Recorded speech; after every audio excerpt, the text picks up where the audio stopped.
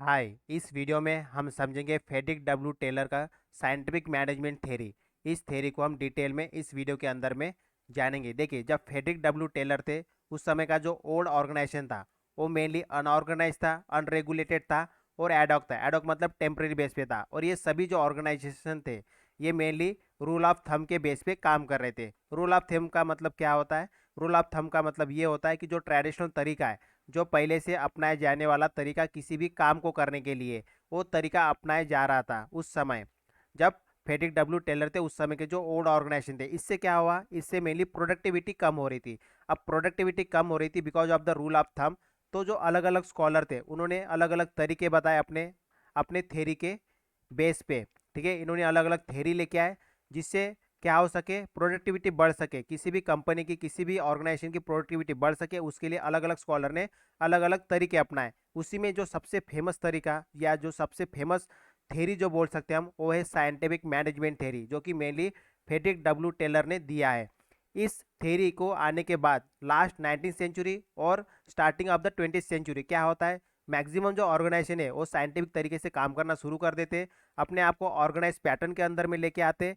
और ये सभी होता है because of the scientific management that is given by the Taylor. अब हम इसके जो फेड्रिक डब्ल्यू टेलर है इनके बारे में थोड़ा जान लेते हैं। देखिए, इनको फादर ऑफ साइंटिफिक मैनेजमेंट कहा जाता है। इनका जो जन्म है वो होता है ग्रीन टाउन पेनिसलेविया के अंदर में 20 मार्च 1856 को होता है। उसके बाद ये एज अ अपेंडिक्स 1874 में ज्वाइन करते एंटरप्राइजेस हाइड्रोलिक वर्क के अंदर में, और ये होता है फिलेंथ्रोपिया के अंदर में।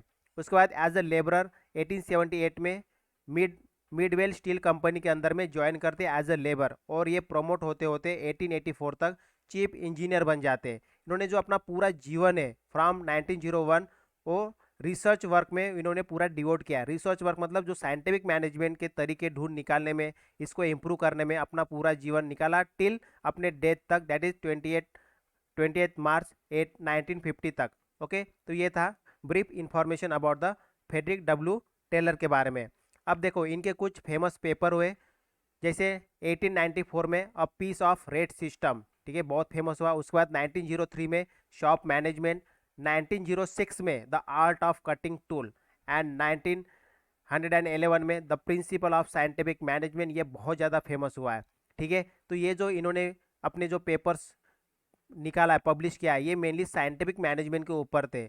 और ये सभी पेपर को, मतलब इनकी जो साइंटिफिक मैनेजमेंट की स्टडी है फेड्रिक डब्ल्यू टेलर की, इसको हम तीन कैटेगरी के अंदर में समझेंगे। सबसे पहला कैटेगरी ये है कि identification of problem, that is the reason, then principle of scientific management and element of scientific management. इन तीनों को अभी हम डिटेल में वन बाय वन कवर करेंगे।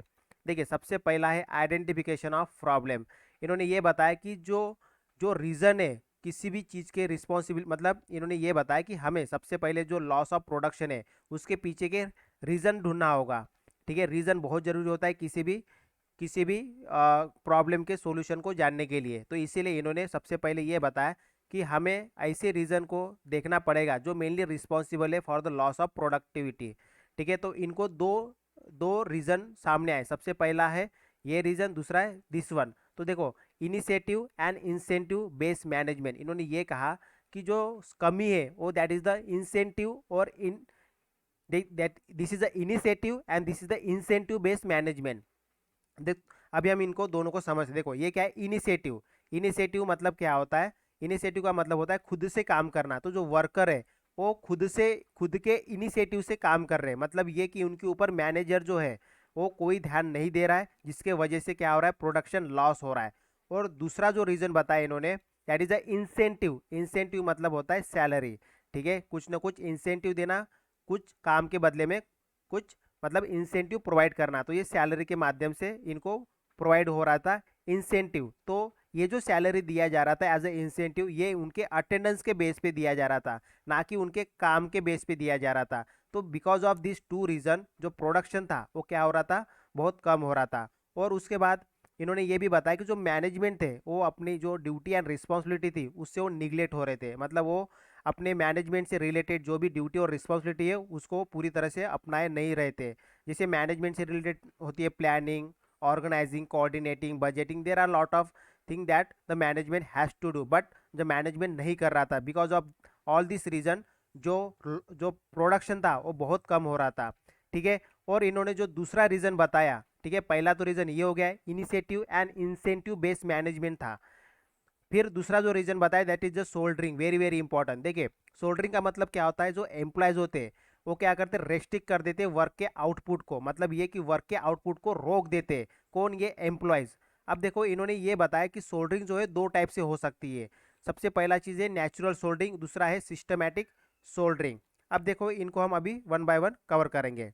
तो जो सबसे पहला है नेचुरल सोल्डरिंग, ये क्या है, नेचुरल कॉज हो सकता है। अब नेचुरल कॉज क्या हो सकता है, देखो कोई भी एम्प्लॉयज़ है तो एम्प्लॉयज़ का हो सकता है उसका बिहेवियर, उसका कैरेक्टर, हो सकता है उसके पास स्किल ना हो, ठीक है, पहले से ही, तो ये नेचुरल हो गया। मतलब ये कि जो एम्प्लॉयज़ है, ठीक है, जो एम्प्लॉयज़ है उसका किस तरह से नेचर है, ठीक है, दो जो कि इनबिल्ड होता है, जो चेंज नहीं हो सकता है, तो that is the natural soldering. मतलब ये एम्प्लॉयज़ के बेस पे, इसके जो नेचुरल जो उसका कैरेक्टर है उसके बेस पे जो वर्क के आउटपुट को मेनली जो रेस्ट्रिक्ट किया जा रहा है because of this natural soldering, okay, तो उसको हम उतना, मतलब इसकी तरफ हम ध्यान देके भी इसमें से ज़्यादा प्रोडक्टिविटी नहीं निकाल सकते।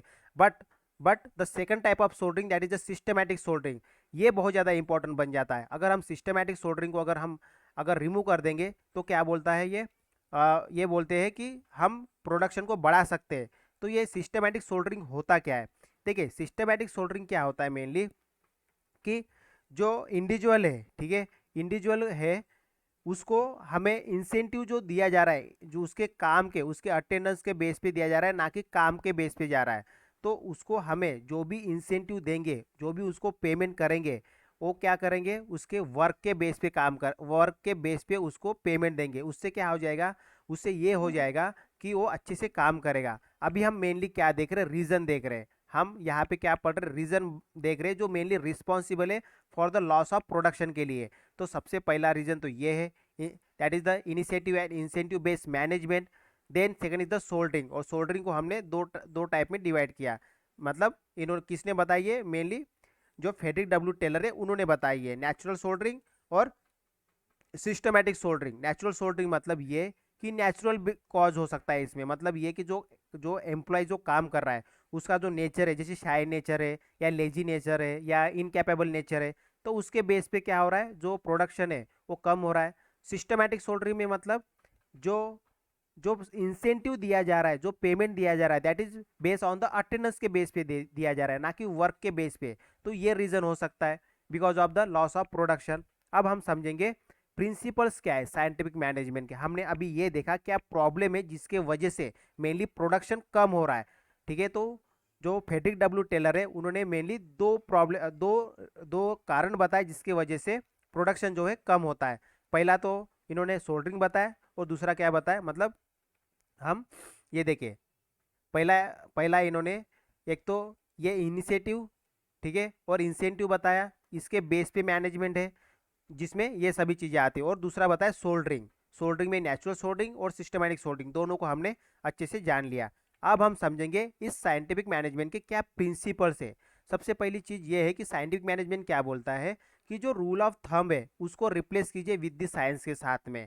अब इससे क्या हो जाएगा, अगर आप डेवलप करेंगे ट्रू साइंस वर्क के अंदर में, तो इससे हम एनालाइज कर पाएंगे, स्टडी कर पाएंगे ऑर्गेनाइजेशन की साइंटिफिकली, और ये करने के बाद हम एक बेस्ट तरीका निकाल पाएंगे किसी भी काम को करने के लिए। तो उससे क्या हो जाएगा, उससे ये हो जाएगा कि हमें अगर अच्छा तरीका मिल जाएगा तो हम कोई भी काम आसानी से विथ विथ हाई प्रोडक्शन हम कर सकेंगे। ये बोलना चाह रहा है यहाँ पे, ठीक है। सबसे पहली चीज़ ये कि हमें ट्रू साइंस डेवलप करना है, किसके अंदर में, वर्क के अंदर में। अब ये कब हो पाएगा, जब हम एक बेस्ट तरीका निकाल पाएंगे।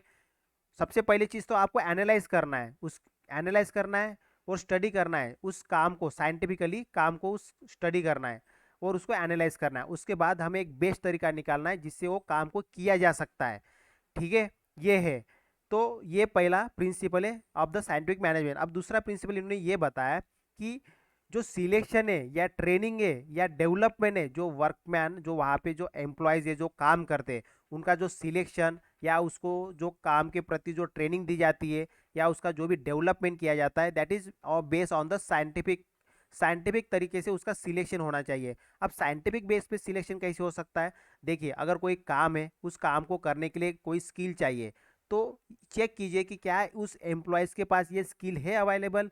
अगर स्किल नहीं है तो क्या उसके अंदर में हम ट्रेनिंग देके उस एम्प्लॉयज़ को हम ट्रेनिंग देके क्या उसके अंदर ये स्किल डेवलप कर सकते हैं, उसका बैकग्राउंड क्या है, क्या उस स्किल को एडॉप्ट कर सकता है, ये सभी चीज़ें ध्यान से समझना, एनालाइज करना, स्टडी करना scientifically, that is very very important for the scientific management.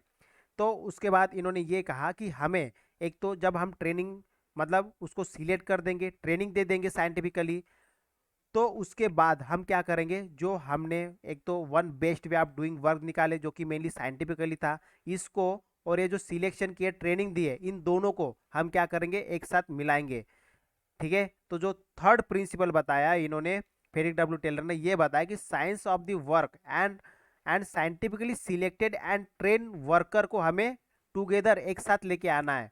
एक साथ लेके आने से क्या हो जाएगा, वो अच्छा काम करेगा। एक तो हमने एक बेस्ट तरीका निकाल ही लिया है, और हमने क्या किया है, जो भी सिलेक्शन किया है वर्कर का वो एकदम साइंटिफिकली सिलेक्ट किया है, उसको साइंटिफिकली ट्रेनिंग भी दिया है और बेस्ट तरीका भी निकाल दिया। अब क्या हो सकता है, प्रोडक्टिविटी बढ़ सकती है। ठीक है, ये बताया इन्होंने। दूसरी चीज ये बताया इन्होंने कि जो डिवीजन ऑफ वर्क है और रिस्पॉन्सिबिलिटी है, ठीक है, ये बहुत ध्यान में रखने की जरूरत है। क्योंकि अगर हम मैनेजमेंट की और वर्कर की जो ड्यूटी और रिस्पॉन्सिबिलिटी, इसको अगर हम अलग अलग नहीं करेंगे, डिवाइड नहीं करेंगे, तो फिर क्या हो जाएगा, मैनेजमेंट अपने काम से क्या हो जाएगा, अपने काम से अलग हो जाएगा और सारा का सारा काम किसके ऊपर दे देगा, वर्कर के ऊपर दे देगा। फिर वर्कर वही अपना तरीका अपनाएगा, ठीक है, इनिशिएटिव बेस वाला। तो इसीलिए हमें सबसे इंपॉर्टेंट चीज़ ये ध्यान में रखने की ज़रूरत है कि हमें division of work and responsibility करना बहुत ज़रूरी है। मैनेजमेंट के क्या रिस्पॉन्सिबिलिटी है और वर्कर के क्या काम है, ठीक है, ये मेनली बताया गया।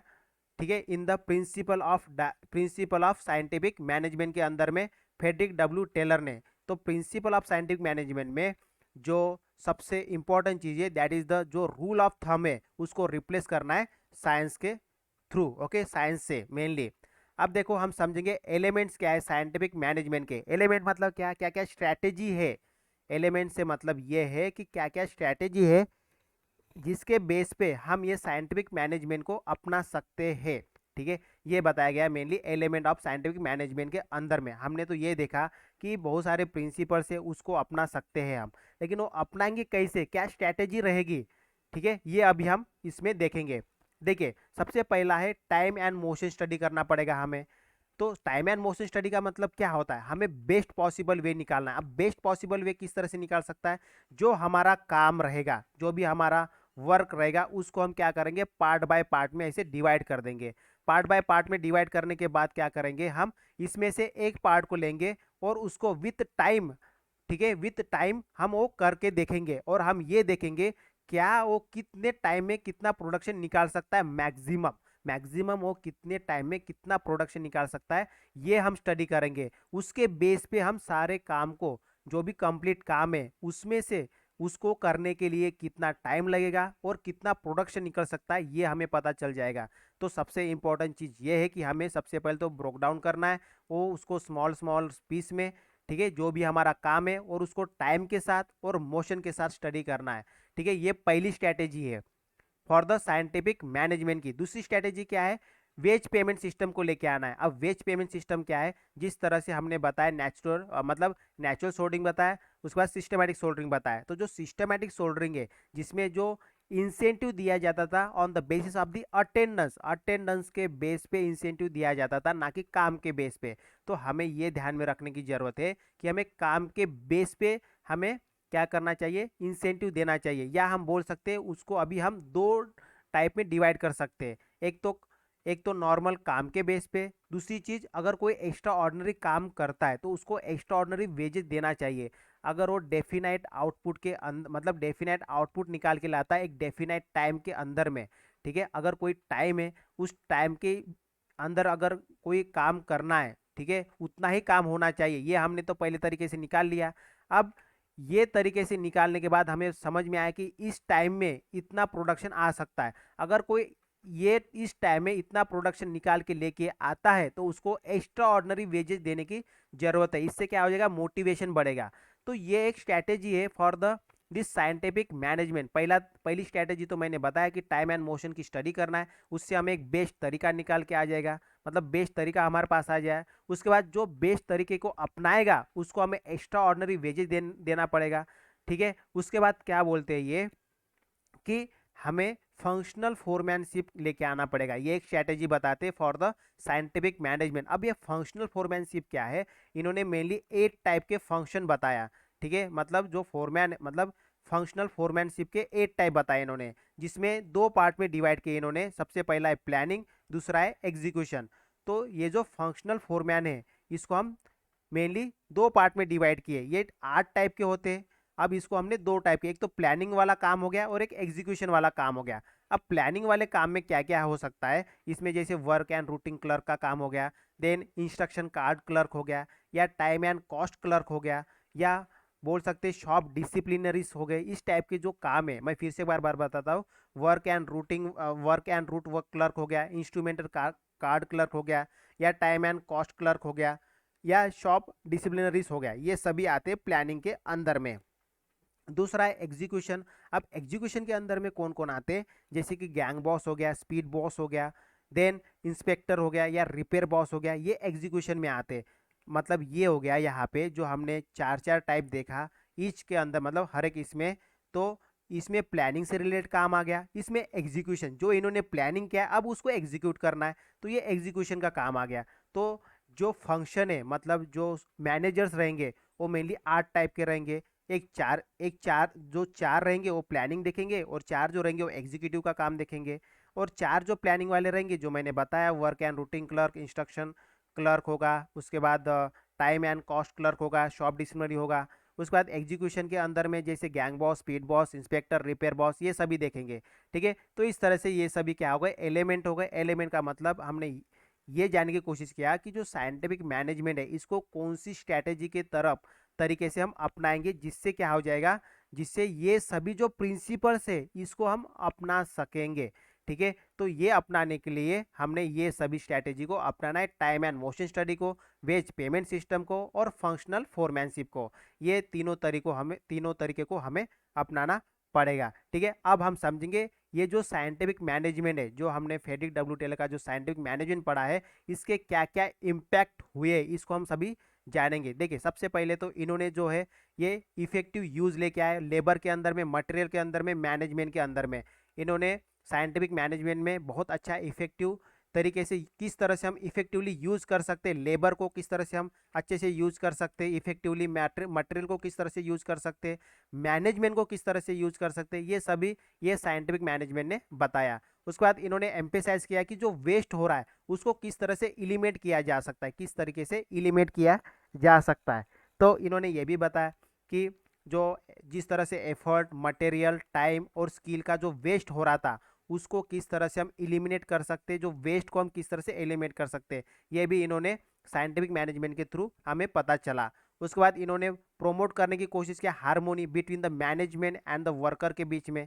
ठीक है, क्योंकि यहाँ पे क्या हो रहा है, काम को डिवाइड किया गया, अब मैनेजमेंट की रिस्पॉन्सिबिलिटी अलग है, वर्कर की रिस्पॉन्सिबिलिटी अलग है, तो अभी क्या हो गया, दोनों का काम अलग अलग होने की वजह से दोनों के बीच में अभी हार्मोनी पैदा हो गई। ठीक है, नहीं तो पहले क्या हो रहा था, मैनेजमेंट कंप्लीट अपना जो पूरा का पूरा काम है वो वर्कर के ऊपर थोप रहा था। ठीक है, उसके बाद साइंटिफिक मैनेजमेंट जैसे बिजनेस के अंदर में, गवर्नमेंट के अंदर में, दोनों जगह पे अभी साइंटिफिक मैनेजमेंट काफ़ी अपनाना शुरू हो गया था। ठीक है, हम क्या पढ़ रहे हैं, इम्पैक्ट पढ़ रहे हैं, जो साइंटिफिक मैनेजमेंट के क्या क्या इम्पैक्ट हुए हैं। उसके बाद जो टेलर की जो थिंकिंग है ये वर्क स्टडी के अंदर में भी यूज़ किए जाने लगी, इंडस्ट्रियल इंजीनियर के अंदर यूज़ किए जाने लगी, देन पर्सनल मैनेजमेंट के अंदर, ऑर्गेनाइजेशन के अंदर, अलग अलग ऑर्गेनाइजेशन के अंदर में साइंटिफिक मैनेजमेंट को अपनाया जाने लगा। और ये बहुत सारे देश में मतलब बहुत सारे कंट्री के अंदर में भी ये स्प्रेड हो गया साइंटिफिक मैनेजमेंट, जैसे कि इंग्लैंड के अंदर में, फ्रांस के अंदर में, सोवियत यूनियन के अंदर में, ये सभी जगह पे यहाँ पे मेनली इसका इम्पैक्ट पड़ा है इस साइंटिफिक मैनेजमेंट का, that is given by the Frederick W Taylor द्वारा। ठीक है, तो नेक्स्ट वीडियो में हम कवर करेंगे हेनरी फायोल का। ठीक है, हेनरी फायोल के बारे में हम नेक्स्ट वीडियो में कवर करेंगे। तो इस वीडियो में हमने मेनली क्या क्या पढ़ा, इस वीडियो में सबसे पहले हमने ये जानने की कोशिश किया कि जो साइंटिफिक मैनेजमेंट है उसका क्यों ज़रूरत पड़ा, क्योंकि बिकॉज ऑफ दी जैसे लॉस हो रहा था, प्रोडक्टिविटी का लॉस हो रहा था। ठीक है, उस प्रोडक्टिविटी को बढ़ाने के लिए अलग अलग तरीके अपनाए गए, उसमें से साइंटिफिक मैनेजमेंट एक बहुत इंपॉर्टेंट और बहुत लैंडमार्क डिसीजन सामने आया। उसके बाद हमने ये देखा कि फेड्रिक डब्ल्यू टेलर की क्या बायोग्राफी रही है, क्या कहाँ पे उन्होंने काम किया है, ठीक है। उसके बाद उनके कुछ कुछ पेपर्स के बारे में जाना, जैसे piece piece rate system, shop management, art of cutting, ठीक है, टूल्स हो गया, scientific principle of scientific management हो गया, ये सभी इनके पेपर्स के बारे में जाना हमने। उसके बाद जो साइंटिफिक मैनेजमेंट था इनको हमने 3 कैटेगरी में डिवाइड किया। एक तो आइडेंटिफिकेशन ऑफ प्रॉब्लम, किस तरह से प्रॉब्लम को आइडेंटिफाई किया जा सकता है, जिसमें हमने इनिशिएटिव और इंसेंटिव बेस्ड मैनेजमेंट की बात की। उसके बाद सोल्डरिंग की बात की, नेचुरल सोल्डरिंग। उसके बाद हमने सिस्टमैटिक सोल्डरिंग। देन हमने प्रिंसिपल जाना साइंटिफिक मैनेजमेंट के अलग अलग, जैसे development of the true science of work हो गया, scientific selection, training and development of workmen हो गया। देन हमने जो जो ट्रू साइंस और जो ट्रेनिंग दिया था साइंटिफिक तरीके से, इन दोनों को कंबाइन लेके आए, फिर उससे हमने प्रोडक्टिविटी बढ़ाने की बात की।